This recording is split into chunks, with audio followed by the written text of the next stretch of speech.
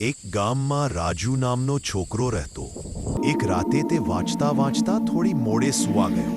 અચાનક બારીની બહારથી ટપ ટપ ટપ અવાજ આવ્યો. રાજુએ વિચાર્યું કે વરસાદ હશે, પણ આકાશ એકદમ સાફ હતું. તે ધીમેથી બારી પાસે ગયો. બહાર જોયું, ત્યાં કોઈ નહોતું. પાછો ફર્યો તો ખુરશી પર કોઈ સફેદ છાયા બેસેલી.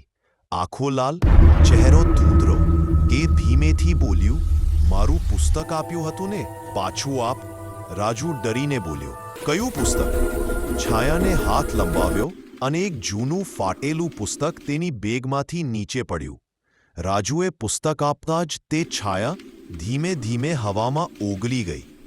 સવારે રાજુએ જોયું, તે પુસ્તક તો કોઈ 50 વર્ષ જૂનું હતું અને તેના અંદર લખ્યું હતું, આ પુસ્તક પાછું લાવનારને શાંતિ મળશે.